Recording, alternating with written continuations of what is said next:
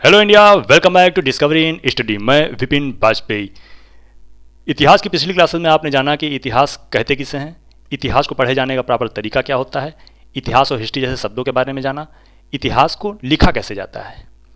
चलिए आज उसी के आगे कंटिन्यू करते हुए हम लोग जानेंगे कि इतिहास क्यों पढ़ाया जाता है, इतिहास हमें क्यों पढ़ना चाहिए, उद्देश्य क्या है, पर्पज क्या है इतिहास को पढ़ने का। तो चलिए जानते हैं।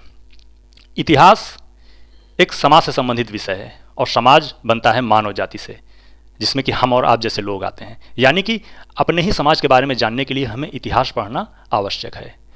हमारे बीते हुए समाज में कौन सी घटनाएं घटित हुई, उन घटनाओं का मानव जाति पर क्या प्रभाव पड़ा, जो अच्छी घटनाएं घटित हुई हैं उनसे सबक लेना और उन्हें अपने आगे के समाज में प्रयोग में लाना, ताकि हमारा आगे का समाज बेहतर बन सके। इसलिए इतिहास को पढ़ाया जाता है। और इतिहास जो है हम लोग कई रूप में पढ़ते हैं, जैसे कि सांस्कृतिक विरासत के रूप में, स्थापत्य कला एवं संस्कृति के रूप में, समाजशास्त्र और सामाजिक विज्ञान के रूप में। इतिहास मनुष्य का एक सच्चा शिक्षक होता है, जो कि हर मोड़ पे मनुष्य को मार्गदर्शन प्रदान करता रहता है। मनुष्य को भविष्य के लिए उचित पथ बतलाने का कार्य इतिहास ही करता है। किसी भी राष्ट्र को सजीव, उन्नतशील एवं गतिशील बनाए रखने के लिए इतिहास के अध्ययन की अत्यंत आवश्यकता होती है। इतिहास हमें मानव प्रकृति के विभिन्न आयामों एवं पक्षों से अवगत कराने का कार्य करता है और इसके अध्ययन से हमें सभ्यता के क्रमिक विकास का ज्ञान प्राप्त होता है। इतिहास विभिन्न परिस्थितियों में मानव के कार्यों का एक सजीव चित्रण हम लोगों के सामने प्रस्तुत करता है और उस सजीव चित्रण के माध्यम से हमें विभिन्न प्रकार के अच्छे और बुरे व्यक्तित्व के बारे में जानने का मौका मिलता है। और उन अच्छे और बुरे व्यक्तित्व के बारे में जानकर उनके द्वारा किए गए कार्यों का विश्लेषण करने के लिए हमें पर्याप्त सामग्री इतिहास में ही मिलती है, ताकि हम अच्छे चरित्रों से कुछ सीख सकें और उनकी सराहना कर सकें, उनके द्वारा किए गए कार्यों की सराहना कर सकें और उनसे कुछ सीख कर उन्हें अपने आगे के समाज में प्रयोग में ला सकें। और जो बुरे व्यक्तित्व हैं उनसे दूरी बना सकें, उनके द्वारा किए गए कार्यों से दूरी बना सकें और जो मिस्टेक्स हुई हैं, जो गलतियां हुई हैं इतिहास के अंतर्गत, उन्हें दोहराने से बचें। इसलिए हमें इतिहास पढ़ाया जाता है। जीवन के सही संपादन के लिए अच्छे और बुरे दोनों प्रकार के व्यक्तित्व के बारे में जानना आवश्यक होता है। इसीलिए इतिहास हम लोग पढ़ते हैं। इतिहास क्यों पढ़ाया जाता है, उद्देश्य क्या है, पर्पज क्या है, इसको एक एग्जाम्पल से समझने की कोशिश करते हैं। मान लीजिए हम लोगों के समाज का ही कोई एक व्यक्ति है। व्यक्ति की एवरेज एज होती है 60 to 70।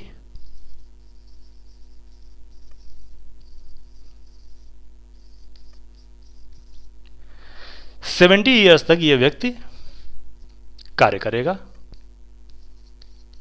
वर्क करेगा और अपने वर्क के आधार पर एक्सपीरियंस गेन करेगा।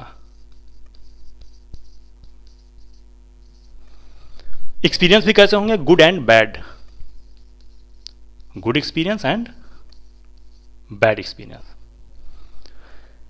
जिन वर्क से इसके गुड एक्सपीरियंस मिलेगा उन वर्क्स को ये अपने आगे की लाइफ में इंप्लीमेंट करेगा।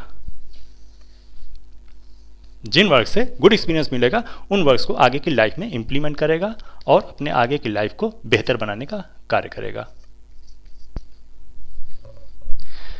और जिन वर्क से इसे बैड एक्सपीरियंस मिलेगा उनको वो रिपीट करने से बचेगा, उनका रिपीटेशन रोकेगा, उनको आगे की लाइफ में इंप्लीमेंट नहीं करेगा और यहाँ पे उन वर्क से ये दूरी स्थापित कर लेगा, दूरी बना लेगा।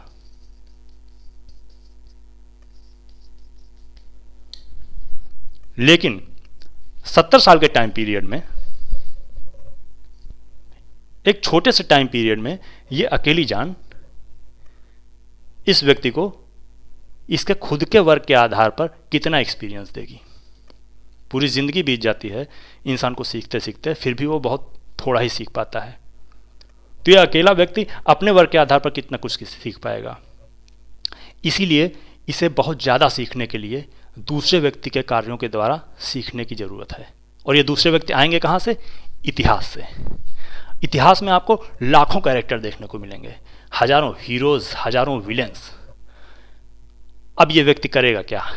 उन हजारों हीरोज़ और विलेंस के कार्यों से एक्सपीरियंस गेन करेगा, और इन हजारों हीरोज़ और विलेन के जिन कार्यों से उसे अच्छा एक्सपीरियंस गेन होगा, उन कार्यों को वो अपने आगे की लाइफ में ही नहीं बल्कि आगे के समाज में इंप्लीमेंट करेगा और पूरे समाज को बेहतर बनाने का कार्य करेगा।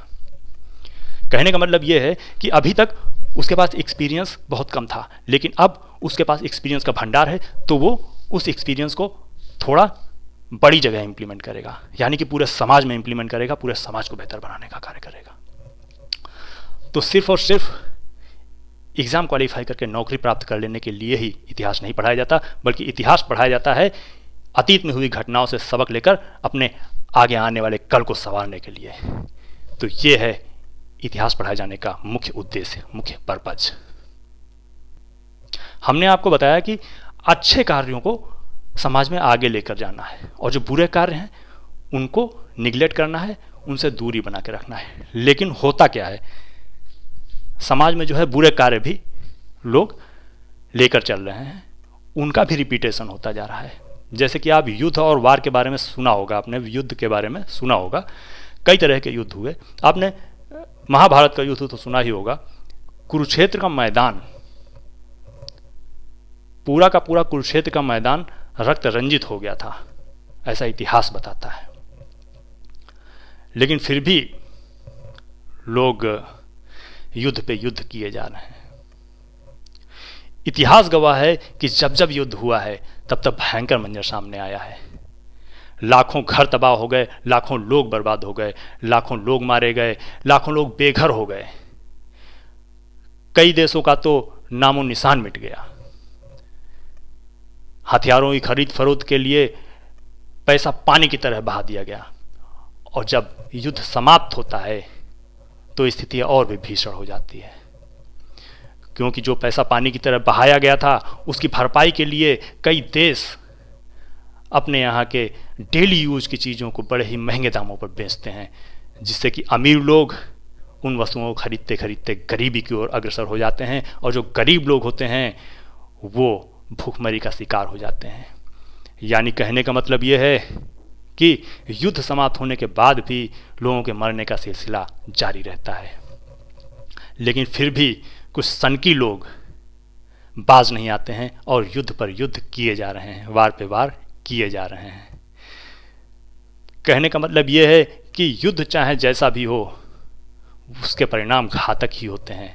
फिर युद्ध चाहे दो देशों के बीच का हो, दो परिवारों के बीच का हो, दो घरों के बीच का हो, दो भाइयों के बीच का हो, या किसी भी दो व्यक्ति के बीच का हो, युद्ध का परिणाम हमेशा भयानक होता है। सच ही कहा गया है कि इतिहास खुद को दोहराता है, हिस्ट्री रिपीट्स इटसेल्फ। अरे अगर दोहराना ही है तो अच्छे कार्यों को दोहराइए, बुरे कार्यों को दोहराने से हमेशा बर्बादी ही मिलती है, कभी आबादी नहीं आती। चलिए आज के लिए इतना ही, मिलते हैं नेक्स्ट क्लास में, तब तक के लिए जय हिंद।